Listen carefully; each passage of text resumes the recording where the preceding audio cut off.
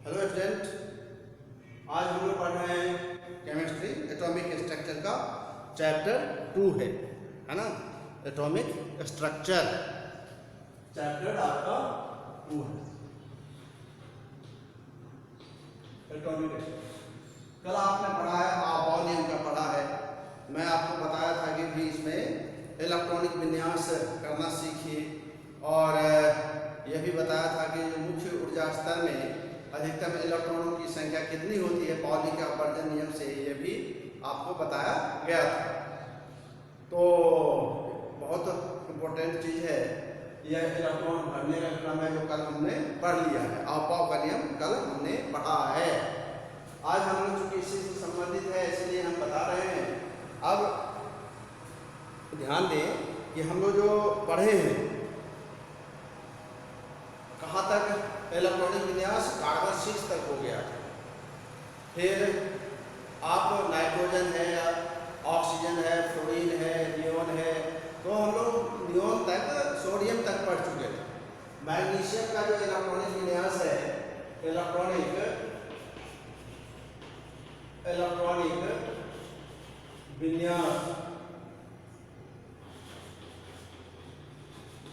विन्यास है, जैसे Mg का करना है। Mg के परमाणु क्रमांक होते हैं 12।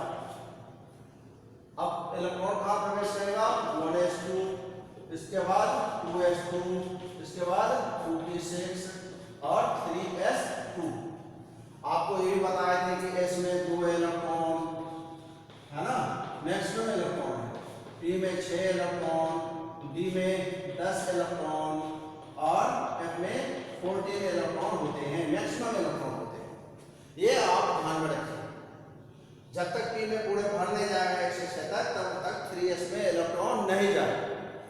अब एल्युमिनियम है 13, 1s2, 2s2, 2p6, 3s2। अब देखिए 3p में 1 में आएगा, 3p 1 में आएगा। यहाँ पर 1 से 6 तक नहीं बढ़ेगा, तब तक वह 4s में इलेक्ट्रॉन जाएगा। सिलिकॉन का आपका 14 है, 1s2, 2s2, 2p6, 3s2 और 3p2। फास्फोरस का 15 है, 1s2, 2s2, 2p6, 3s2, 3p आपको 3 करना है ना, 10, 12 और 15।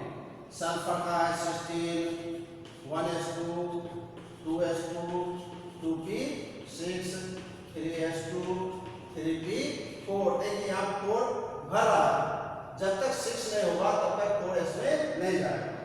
क्लोरीन का है 17, 1s2, 2s2, 2p6, 3s2, 3p5 और फ्लोरीन है। अब आर्गन का है 18, 1s2, 2s2, 2p6, 3s2 और 3p6 आ गया।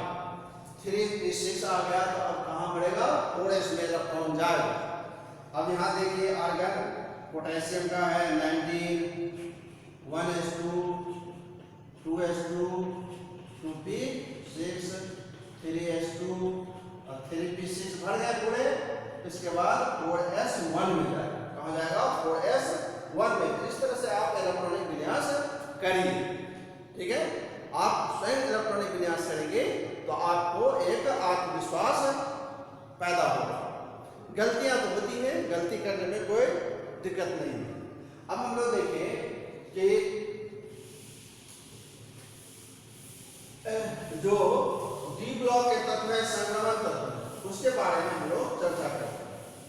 तो सॉरी, पोटेशियम हो गया आपका, कैल्शियम का होता है 20 है ना, कैल्शियम का होता है 20, 1s2, 2s2,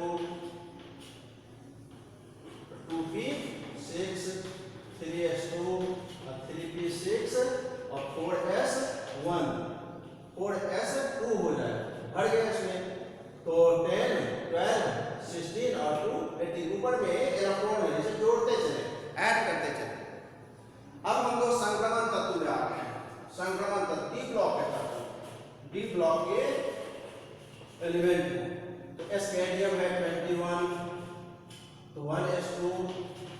2s2 2p6 3s2 3p6 और यहाँ पर 4s2 और 3p1 होगा, है ना। 10 12 18 20 और 21। अब स्टेडियम का 21 है, ये तो आप और नियम के अनुसार आपने लिख लिया है। इसे क्या करना है, प्राकृतिक क्रम में लिखना है, ये ध्यान देना। प्राकृतिक क्रम में जो लिखा जाता है यह 1s2 2s2 और 2p6 3s2 और 3p6। तो प्राकृतिक क्रम में क्या होता है 1 2 3 4 5, तो हम इसको 3 के साथ रख देंगे और 4 को अलग से रख देंगे। तो यहाँ पर 3p1 हो जाएगा और 4s2 हो जाएगा।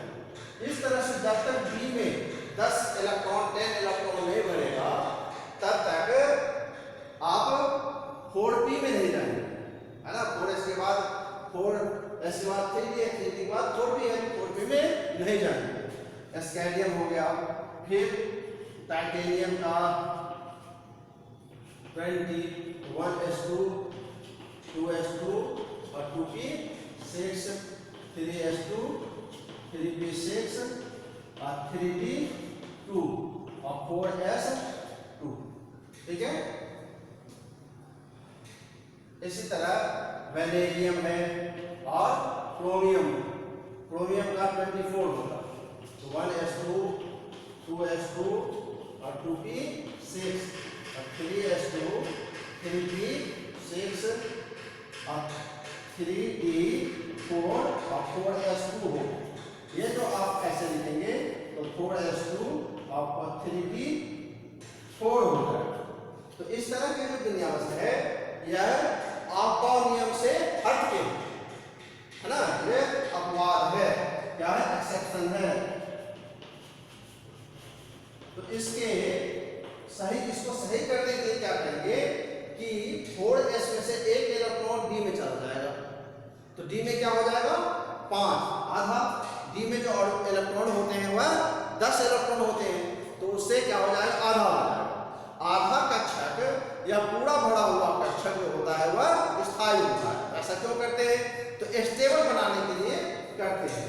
तो इसका जो सही इलेक्ट्रॉनिक विन्यास हो जाएगा 1s2 2s2 2p6 3s2 3p6 और 3p। अब देखिए यहाँ से एक इलेक्ट्रॉन यहाँ चला जाएगा 5 हो जाएगा और 4s1 हो जाएगा। तो यह सही इलेक्ट्रॉनिक विन्यास है, यह क्या है आपका सही इलेक्ट्रॉनिक विन्यास। इसी तरह की विसंगतियां कॉपर में आता है, कॉपर का 29 है, तो 1s2 2s2 और 2p6 3s2 और 3p6 और 4s2 और 3p9। तो यह भी आपका इलेक्ट्रॉनिक विन्यास जो है वह क्या हो जाता है, गलत हो जाता है इलेक्ट्रॉनिक कॉन्फ़िगरेशन। इसमें भी वही नियम लागू करते हैं, 4s से एक इलेक्ट्रॉन चला जाएगा तो d में 10 इलेक्ट्रॉन हो जाएगा, और 10 इलेक्ट्रॉन जो होता है बढ़ गया तो यह स्थायी को प्राप्त कर लिया। तो यहाँ पूर्ण रूप से भरा है, यहाँ आधा भरा 4s1 हो जाएगा, तो दोनों आधे आधे हो जाएंगे, हाफ हाफ हो जाएगा, तो यह स्टेबल हो जाएगा। यह भी अपवाद है। तो इसको हम सही विन्यास कैसे करते हैं, 1s2 2s2 और 2p6 3s2 और 3p6 और यहाँ देखिए 3d इसमें से एक चला जाएगा तो 10 और 4s1। तो यह आपका सही विन्यास होगा, यह विन्यास होगा। अब एक पैलेडियम है ना, तो उसमें भी यह विसंगतियां, उसमें क्या होता है कि उसमें से जो इलेक्ट्रॉन होते हैं pd में, उसमें जो 5s से दोनों इलेक्ट्रॉन 4d में चला जाता है। 5s में जो 2 इलेक्ट्रॉन होते हैं वह 4d में चला जाता है। पैलेडियम है 49 उसके परमाणु होते हैं, ठीक है। अब हम लोग पढ़ते हैं हुंड का अधिकतम बहुलता नियम। हुंड का अधिकतम बहुलता नियम लास्ट आपका ये टॉपिक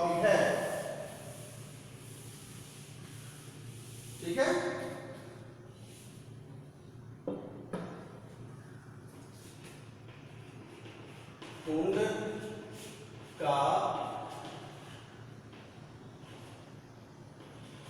अधिकतम बहुलता नियम।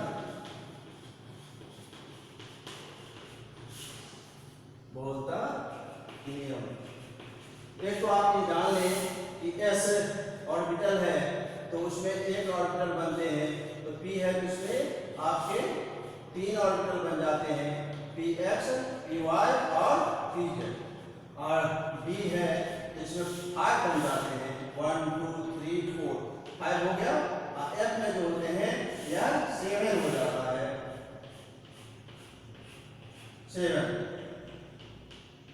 7 ऑर्बिटल बन जाते हैं। तो यह हमें याद रखिए, इलेक्ट्रॉन बहुलता नियम में काम आएगा। अब कुंड का जो बहुलता नियम है, इनके अनुसार समान ऊर्जा के ऑर्बिटलों में इलेक्ट्रॉनों का युग्मन, युग्मन मतलब होता है पेयरिंग, 2 पेयरिंग, तभी होता है जब आने वाले इलेक्ट्रॉनों के लिए कोई खाली ऑर्बिटल न हो। फिर ध्यान सुनिए, समान ऊर्जा के ऑर्बिटलों में इलेक्ट्रॉनों का युग्मन पेयरिंग तभी होता है जब आने वाले इलेक्ट्रॉनों के लिए कोई खाली ऑर्बिटल न हो। तो यह कहलाता है कुंड का अधिकतम बहुलता नियम। समान ऊर्जा वाले ऑर्बिटल है। आप देखिए एग्जांपल के रूप में हम लोग देखते हैं बोरान। बोरान का 5 है तो 1s2 2s2 और 2p1 है। तो s में चूंकि एक ही ऑर्बिटल है, इसमें 2 इलेक्ट्रॉन है, यह क्लॉकवाइज जाएगा या एंटी क्लॉकवाइज जाएगा। 2s में भी s है तो एक ही ऑर्बिटल बनता है, तो 2 इलेक्ट्रॉन है, या क्लॉकवाइज है या एंटी क्लॉकवाइज है। p में चूंकि 3 ऑर्बिटल बनते हैं, यहाँ देख रहे हैं p में 3 ऑर्बिटल बन रहा है, px py। अब चूंकि एक ही इलेक्ट्रॉन है तो यहाँ क्लॉकवाइज जाएगा, ऊपर की ओर तीर लगा दीजिए, आधे तीर या पूर्ण रूप से तीर लगा दीजिए। अब देखिए कार्बन 6 का है तो 1s2 2s2 और 2p2 है।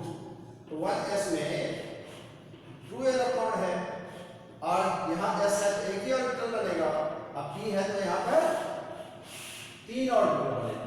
अब यहाँ पर 2 इलेक्ट्रॉन, अधिकतम बहुलता नियम में कह रहा है कि समान ऊर्जा के ऑर्बिटलों में इलेक्ट्रॉनों का युग्मन तभी होता है जब आने वाले इलेक्ट्रॉनों के लिए कोई खाली ऑर्बिटल न हो।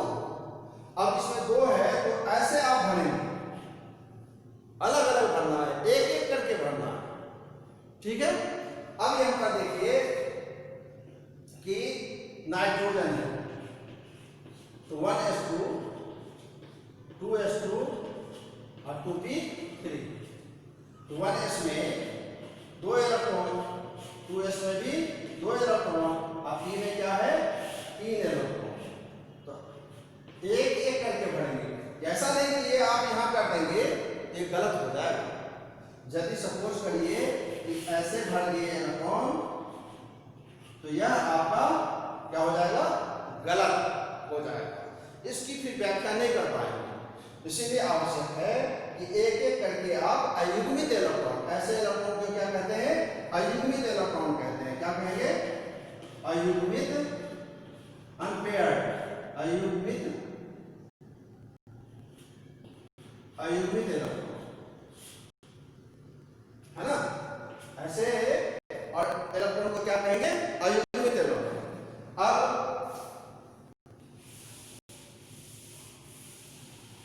अब जैसे देखिए नाइट्रोजन है, अब ऑक्सीजन का आपका H होता है, ऑक्सीजन का H तो 1s2 2s2 और 2p4। 1s में एक ऑर्बिटल, अब चूंकि एक ऑर्बिटल है तो इसमें युग्मन होगा। अब p में क्या है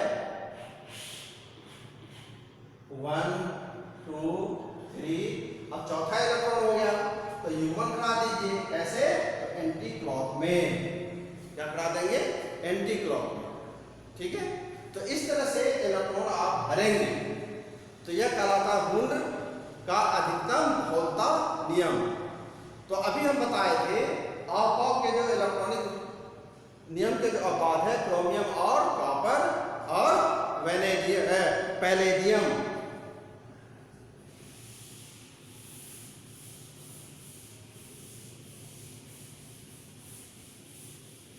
अब हम लोग चर्चा करते हैं क्वांटम सिद्धांत पर। क्वांटम सिद्धांत में आपने पढ़ा है ना?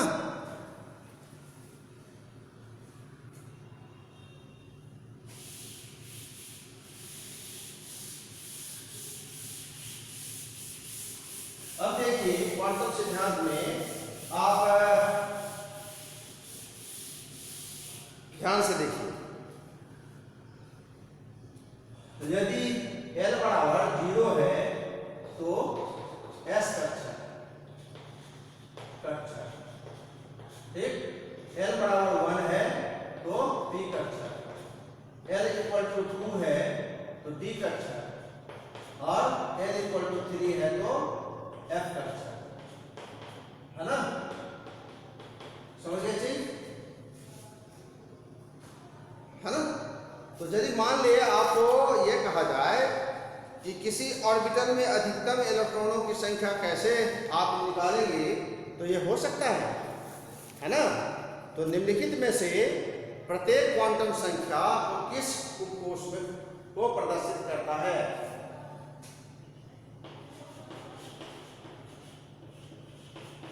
निम्नलिखित में से प्रत्येक क्वांटम संख्या किस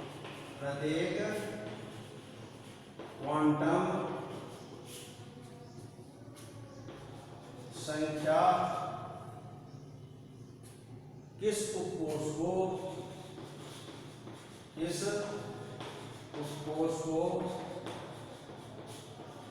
प्रदर्शित करता है? जैसे फर्स्ट का देखिए, n equal to 1, l equal to 0, n दूसरा है n इक्वल टू 2 तो l इक्वल टू 1, है ना? तीसरा है कि n इक्वल टू 4 तो l इक्वल टू 2। चौथा सपोज करिए कि n इक्वल टू है 5 तो l इक्वल टू 3 सपोज करें। अब कह रहा है कि निम्नलिखित में से प्रत्येक क्वांटम संख्या किस उपकोष को प्रदर्शित करता है? तो इसके आप देखिए ध्यान से, इसका जो आप आंसर हो जाएगा, चूंकि n बराबर 1 है तो यहाँ 1 देंगे। अब n बराबर 0 है तो कौन सा ऑर्बिटल आएगा? s कक्षक आएगा। यह क्या हो जाएगा? 1s। किस उपकोष को प्रदर्शित करेगा? 1s को प्रदर्शित करेगा। n बराबर 2 है तो यहाँ 2 लिख देंगे। l बराबर 1 है तो p कक्षक हो जाएगा, ठीक। अब कह रहा है n बराबर 4 है और n बराबर 2 है तो यहाँ पर क्या हो जाएगा? 4d हो जाएगा। n बराबर क्या दिया है? d है तो यहाँ पर 4d हो जाएगा। n इक्वल टू 5 है तो n इक्वल टू क्या हो जाएगा? 5 है। f इक्वल टू, यह उपकोष को प्रदर्शित करता है। समझ गए? ठीक। अब हम लोग देखते हैं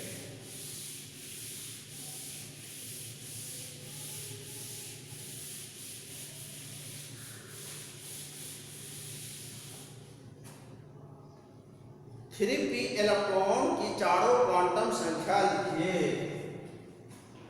3p6 की के इलेक्ट्रॉनों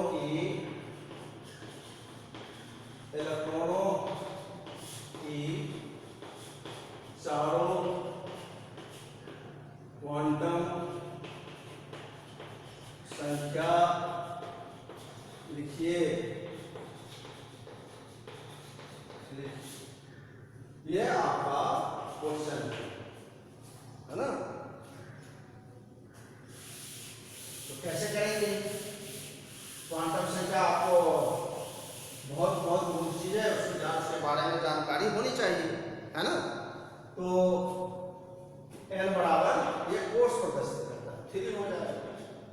अब कह रहा एल, यहाँ कौन सा ऑर्बिटल है, तो पी। तो पी कब होता है, हम लिखाए थे जब एल बराबर 1 होता है तो क्या हो जाएगा, पी कक्षक। तो एल बराबर 1 लिख सकते हैं यहाँ पर, पी कक्षक के लिए एल बराबर 1, तो आपका एल निकल गया और एल निकल गया, ठीक है। अब है आपका कह रहा है जो एम का मान निकालना, तो एम बराबर क्या हो जाएगा, क्या होता है 2l + 1, तो 2l इक्वल टू कितने मान हो जाएंगे, 3 मान हो जाएंगे। तो एम बराबर आप लोग पढ़ चुके हो कि -l से 0 और +1,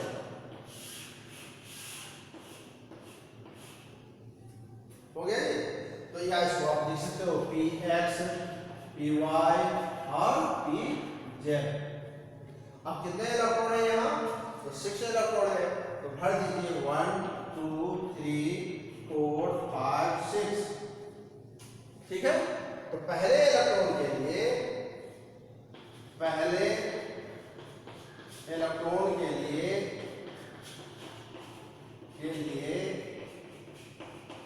m बराबर क्या हो जाएगा, m बराबर -1, तो s बराबर क्या हो जाएगा, क्योंकि क्लॉकवाइज में जा रहा है +½ समझ गए। इसी तरह दूसरे इलेक्ट्रॉन के लिए m कहां प्रवेश किया है, यहां पर दूसरा इलेक्ट्रॉन, तो m बराबर क्या हो जाएगा 0, तो s बराबर क्या हो जाएगा +½ s बराबर क्या हो जाएगा +½ हो जाएगा, क्योंकि क्लॉकवाइज में जा रहा है, ऊपर की ओर जा रहा है। तीसरे इलेक्ट्रॉन के लिए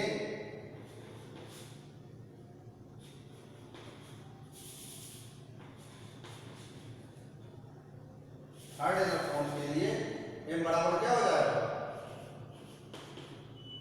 तीसरे इलेक्ट्रॉन के लिए, इस इलेक्ट्रॉन के लिए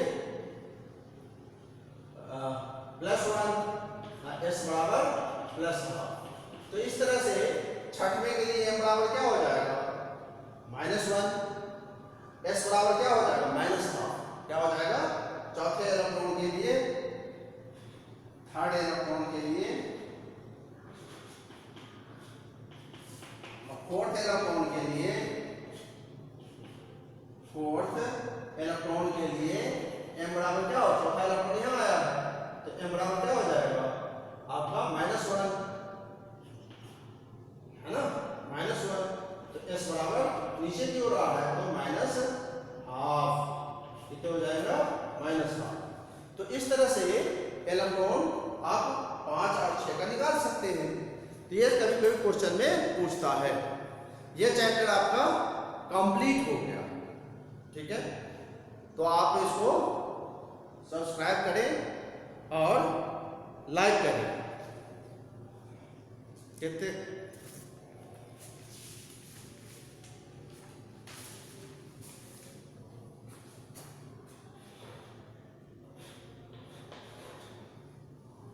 ओके, ठीक।